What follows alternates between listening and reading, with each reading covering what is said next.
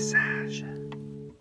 Bonjour à tous, bienvenue sur la chaîne des Petits Passages. Ravi de vous retrouver aujourd'hui, toujours dans la série de vidéos des actions concrètes pour un autre monde. Je vais vous présenter un projet très innovant qui s'appelle la Maison Autonome avec Patrick Baronnet. Patrick qui était invité au sommet de l'émancipation tout récemment sur la chaîne de Voynich, que nous saluons, qui a vraiment été pionnier à l'époque avec un projet qui dure maintenant depuis 50 ans et une maison qui est complètement en autonomie. Il va nous présenter tout ça dans un instant. Et je vous rappelle également la nouvelle tournée de la conférence atelier Retrouver liberté, autonomie et souveraineté qui se passera près de chez toi puisque je le fais en fonction des demandes et donc je t'invite à me contacter. Je te mets toutes les informations en description. Pour bénéficier de l'ensemble de mon message, restez bien jusqu'à la fin de la vidéo et si elle vous aura semblé pertinente, merci de la partager, de la commenter et de vous abonner à la chaîne. Semons des graines ensemble. Passage. Bonjour Patrick, bienvenue sur la chaîne des Petits Passages. Bonjour au Petit Passage.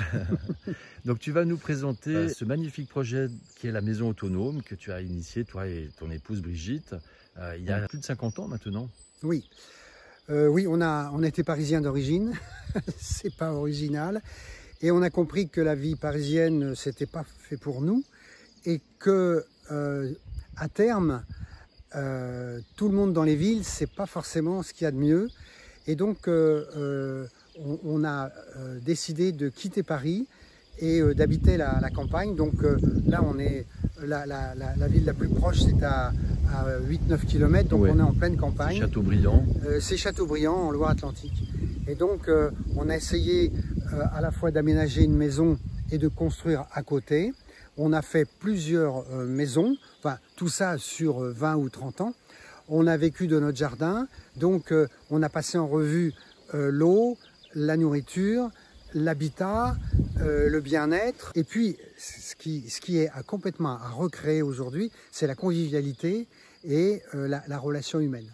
Donc, les campagnes se vident, les gens quittent la campagne parce qu'il n'y a plus de relation humaine et nous, on essaie d'en recréer et ça fonctionne. Donc, il faudrait beaucoup de temps pour passer en revue tout ça. Ouais. Mais je peux dire que l'avenir est à la campagne. C'est ça. Ça peut être contradictoire avec le discours dominant, mais l'avenir est à la campagne et il va falloir se préparer à vivre. Et nous, on essuie un peu les plâtres, mais je vous rassure, on est encore vivant à 80 ans. C'est ça, je vois, hein, j'en ai la preuve sous les yeux. Ouais.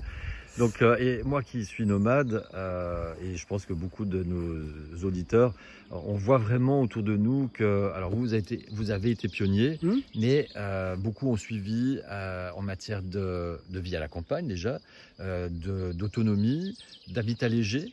Et ce n'est, moi j'ai envie de dire, c'est que le début d'une longue série. Quand bien même les autorités voudraient mettre les bâtons dans les roues, en fait, voilà, si on n'a pas le droit, on prend le gauche. Hein, et c'est un peu l'esprit de la chaîne ici. Comment on fait malgré tout, quitte à désobéir. Et oui.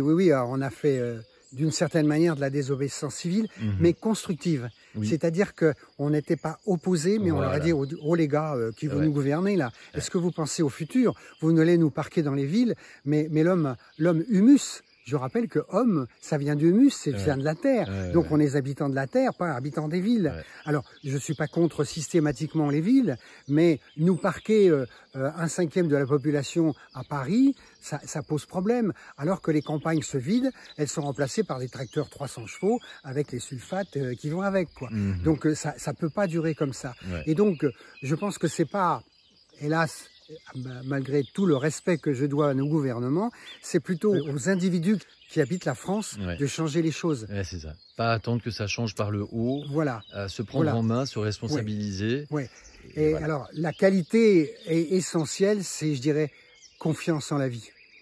Être opportuniste, être détendu, relâché, joyeux.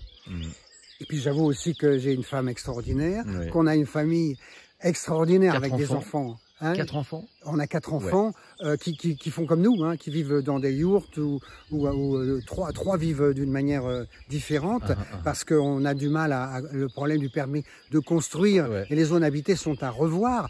Donc à ce titre-là, on a beaucoup de choses à dire qui ne peuvent pas être contenues. Mais je veux dire, si on nous donnait le pouvoir, ça serait vraiment autrement. Quoi. Bon, après, on peut le prendre aussi sans attendre qu'on nous le donne. La liberté, ça se prend. Hein. C'est ce qu'on a fait depuis 40 ans. Voilà.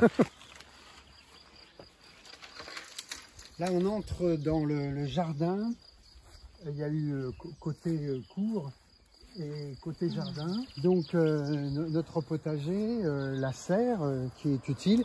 Les panneaux solaires. Les panneaux solaires qui sont pivotants ouais. et qui participent à la production de notre autonomie énergétique avec l'éolienne qu'on va voir peut-être tout à l'heure. Ouais. Donc, ça tourne ici. Et donc vous avez acheté une maison qui est... Alors, tu disais c'est pas une ruine, mais elle était quand même... Non, il y avait la fenêtre, la porte, la fenêtre. Ça s'arrêtait avant la serre.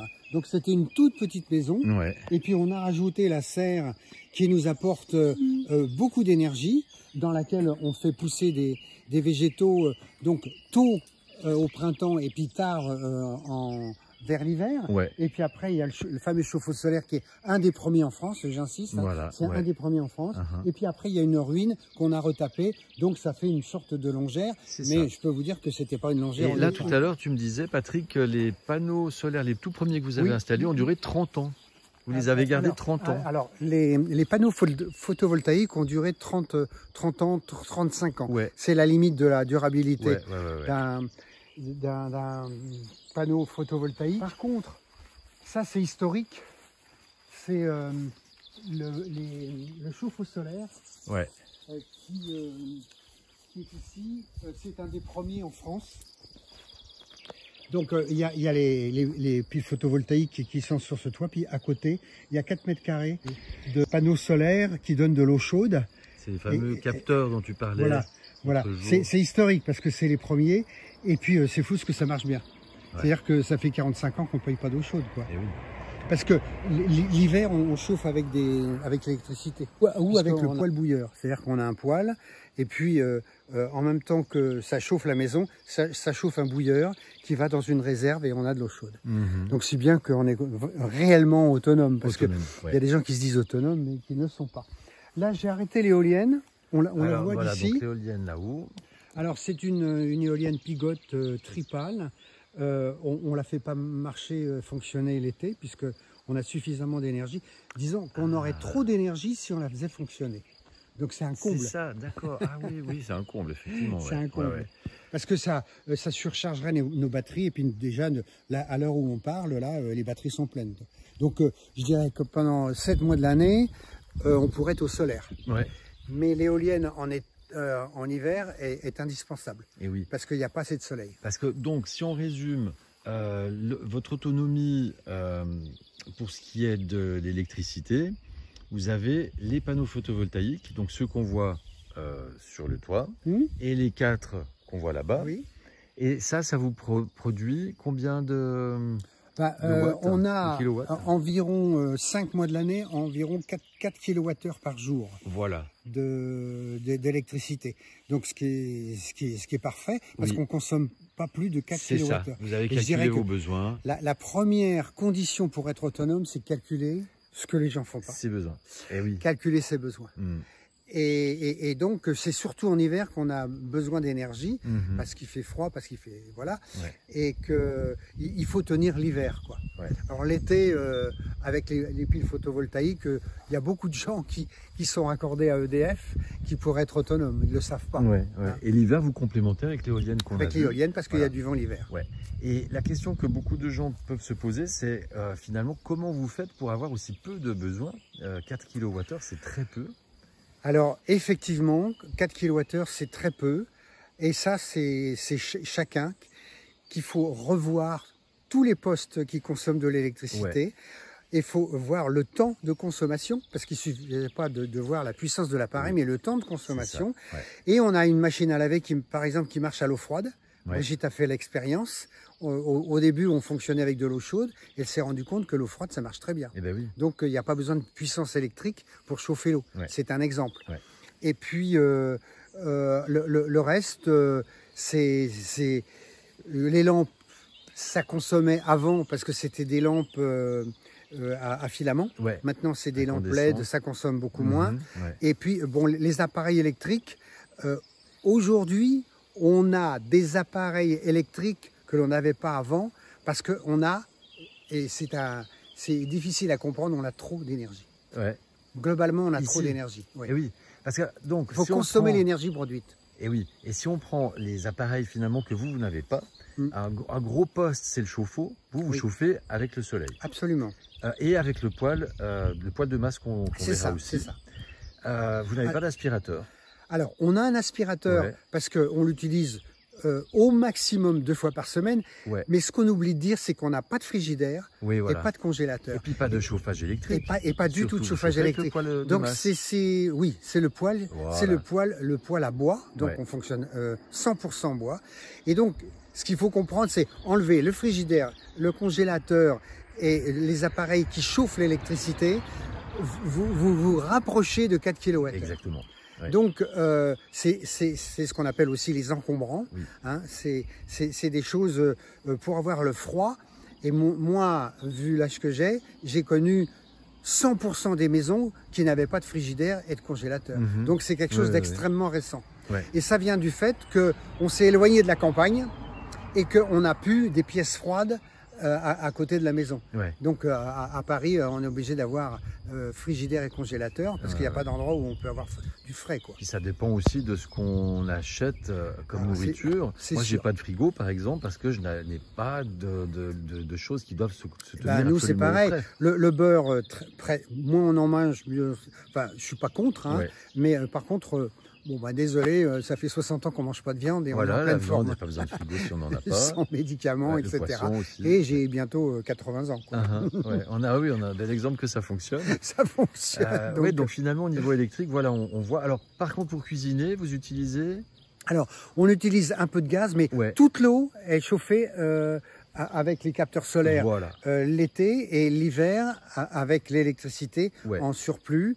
On a simplement une petite bouilloire électrique, ça nous suffit. Ouais. N'oubliez pas qu'on avait 4 enfants et qu'on était 6. C'est ça. Et qu'on n'a pas eu de problème majeur. Et qu'on pourrait imaginer que si vous n'aviez pas de gaz, vous auriez pu utiliser un poêle. Oui.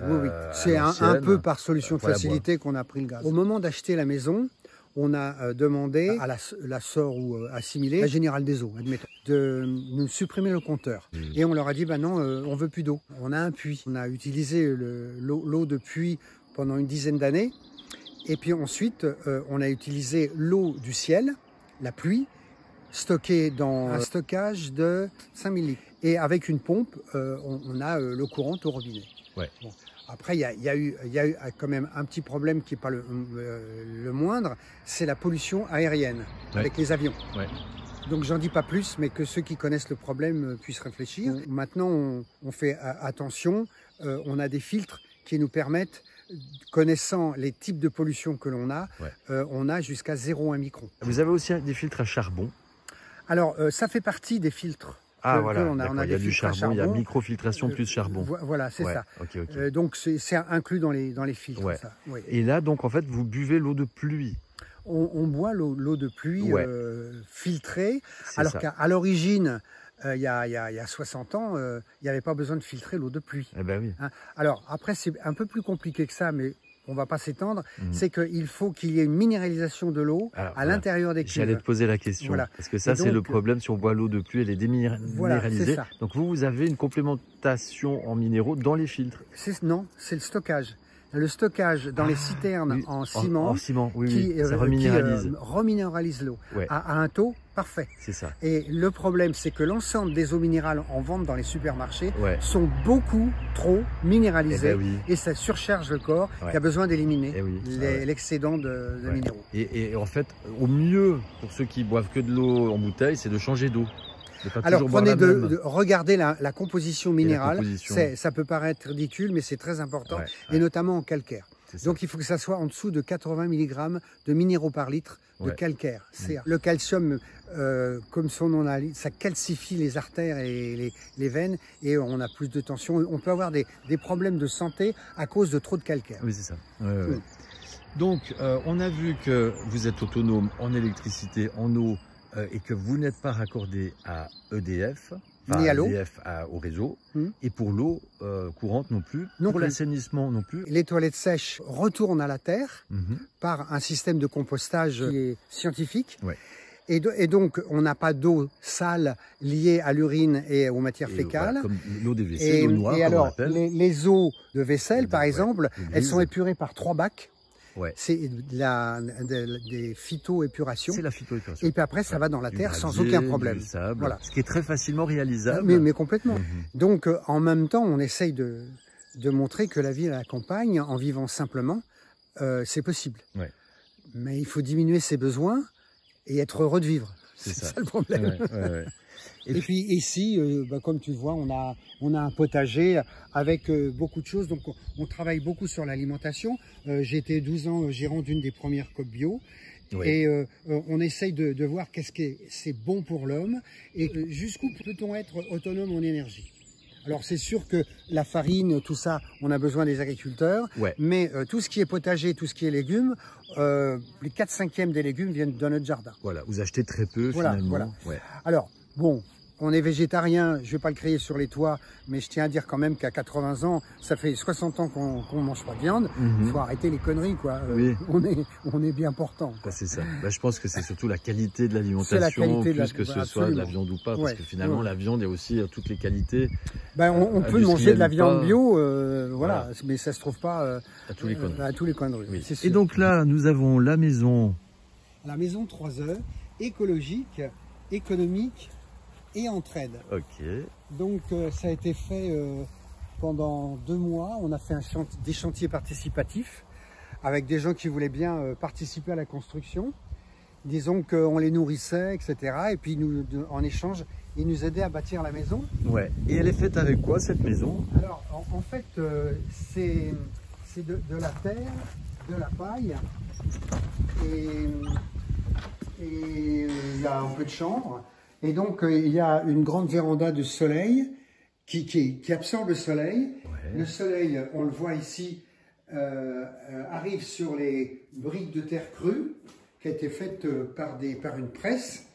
Et donc, ici, ça se charge des calories du soleil. Et puis, la nuit, ça restitue la chaleur. Et sinon, c'est bois. Alors, le bois vient de moins de 20 km. L'idée, c'était aussi de faire une maison locale. Ouais. Voilà. Super. Et ça nous sert pour faire des réunions, pour beaucoup de choses. Et simplement un poêle. Le poêle là, la maison est tellement isolée parce que le toit est isolé en laine de mouton. Ouais. Et puis derrière ces briques de terre crue, il y a de la paille sur 40 cm et totalement local. Ouais. Donc pratiquement tous les matériaux viennent de moins de 15 km. Ok, super. Donc, même le sol. Alors le sol, ça a été un redon. Oui, on l'a fait. Bon, alors là, c'est 40 km les dalles. Là. Ouais. Et puis ça, c'est une mosaïque. C'est une copine qui revenait d'Italie et c'est une vraie mosaïque. Ça représente de l'eau qui circule.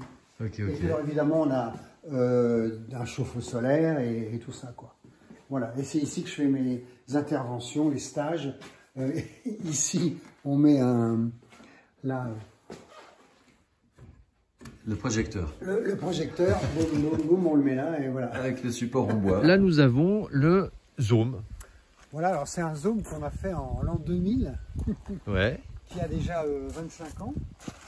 Et donc c'est une construction expérimentale pour expérimenter le chanvre, c'est entièrement en chanvre, pour expérimenter une mode de construction losangique. Et donc je pense que le fait de rentrer à l'intérieur vaut mieux qu'un long discours. Ouais. Et donc il y a 6 mètres de hauteur. Il y a 84 losanges qu'on voit, et puis le diamètre est de 8 mètres. Et donc c'est une salle, c'est un auditorium, donc Brigitte est harpiste, oui. Et puis en même temps c'est une salle de danse, c'est une salle de réunion, et puis bon, après il y a une acoustique très particulière. Ah oui, impressionnante. Et alors des énergies, des vibrations, moi je suis entré là et j'ai senti des frissons de partout. Bon, il y a des gens qui sont désintégrés. Hein. Moi, je suis en phase de désintégration. Là. Je vais te dire jusqu'à la fin de l'interview. Bon, on va se dépêcher de sortir avant l'extrême. Non, c'est très agréable et ça fait 25 ans que ça dure. En même temps, c'était pour montrer que ça tient. Parce que il y a des gens qui nous ont dit, oui, ça va se casser la gueule, vous n'êtes pas architecte, etc. Ben non, on a fait ça avec du bon sens quand même. Et donc, on a beaucoup d'amis qui refont ça chez eux dans la France entière. C'était expérimental. Ouais. C'est d'ailleurs pour ça qu'on a eu un peu le permis de construire. C'était construction expérimentale, tu vois. Ouais. Et donc, ça sert aux architectes. Hein. Il y a beaucoup d'architectes qui sont venus voir, etc. Ah bah, je peux te dire que ça a été repris largement parce que j'ai vu des hommes, alors pas aussi beaux, hein, mais avec des tubulaires. Oui, avec des connecteurs, etc. Oui, bah, je pense que c'est Jean-Claude Lipnik, je sais pas si tu connais, qui fait ça. Notre fils, qui se trouve dans les Cévennes, fait des tentes. Ouais. C'est-à-dire qu'il a la structure et il adapte des tissus spéciaux qui épousent la forme du Zome. Ouais. Alors moi j'ai vu ça au Vigan. Je ne sais plus son prénom. Notre fils est tout près. Il a été un peu je crois que c'est le premier là-bas qui les a fait reconnaître au niveau des normes. Oui. Et c'était au Festival des Oasis il y a 2 ou 3 ans. Oui. Je dois le connaître. Si oui, tu le connais. Gwenaël. Gwenaël, ça veut dire ange blanc. Une question aussi par rapport à aux zones que nous avons vues et la maison en terre-paille. Est-ce que vous êtes passé par une autorisation officielle, une demande, comment on appelle ça, un permis de construire? Alors, on a eu pour le Zome une exception. C'était un bâtiment expérimental et donc ça intéresse tout le monde. Ça intéresse en particulier les architectes. C'était une nouvelle forme de bâtiment ronde. Donc il y a des problèmes de est-ce que ça tient dans le temps, est-ce que ça va pas se casser la gueule, etc. Donc c'était et ça sert à tout le monde. Donc à ce titre-là, on a eu une sorte de dérogation pour bâtiment expérimental. Voilà. Et pour la maison en terre paille? La maison en terre, c'est pareil. C'est une maison innovante, une maison en paille. C'est la maison des petits cochons, sauf que ça brûle pas. Et puis, avec un stockage thermique en briques de terre crue, fabriquées sur place. Et donc, ça fait avancer la cause de l'architecture et c'est une prospective vers d'autres types d'architecture. Et donc là, vous avez eu le permis très facilement? On a eu le permis assez facilement parce que après, les gens nous connaissent, ils savent qu'on ne fait pas de conneries, qu'on sert la cause de la construction et donc on n'est pas embêté. On n'est pas embêté. Parce que les gens, ils commencent à comprendre qu'on n'est pas là pour foutre la merde, mais on est là pour aider, je vais dire, la construction à avancer. Parce qu'avant, c'était le ciment, maintenant c'est la pierre éventuellement, c'est le chanvre, c'est énormément de nouveaux matériaux qui sont végétaux, donc qui ne prennent pas la terre, il n'y a pas d'extraction.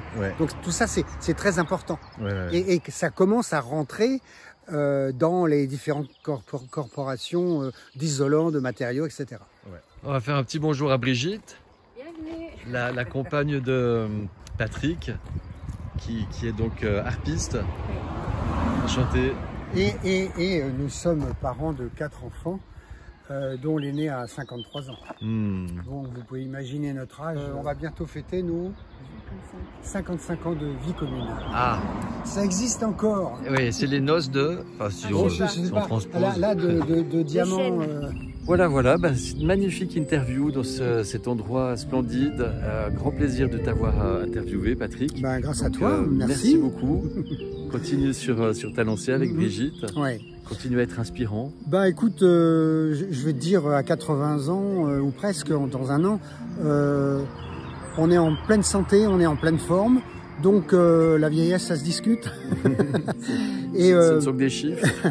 Moi, je pense que oui, on accepte d'être pionnier parce qu'on est vraiment pionnier, mais être pionnier, c'est inventer le futur. Moi, je dis que n'hésitez pas à risquer votre vie parce que vous n'avez pas grand-chose à perdre. Risquer sa vie, ça serait plutôt de rester dans ses pantoufles et obéir aux diktats de ceux qui nous gouvernent. Je pense que les vrais gouvernants, c'est toi, c'est moi, c'est vous. Et donc, inventer un autre mode de vie et soyons les pionniers d'un nouveau monde. C'est ça. Voilà. Créer un autre monde, et j'arrête pas de le dire, la vie est simple. Oui. Et avant, j'appelais la conférence atelier la méthode simple pour créer un autre monde, co-créer un autre monde. Très juste. C'est vrai que c'est toujours d'actualité, plus que jamais. Plus que jamais. Voilà. Voilà. Ben écoute Patrick, un grand merci. Avec plaisir. Et puis bonne continuation. Et à vous de jouer. Exactement. Merci de votre attention. Si cette vidéo vous aura semblé inspirante et pertinente, n'hésitez pas à la partager au maximum de gens autour de vous. Laissez des commentaires, des j'aime et de vous abonner à la chaîne. À tout bientôt. Prenez soin de vous. À tout bientôt. Bye. Passage.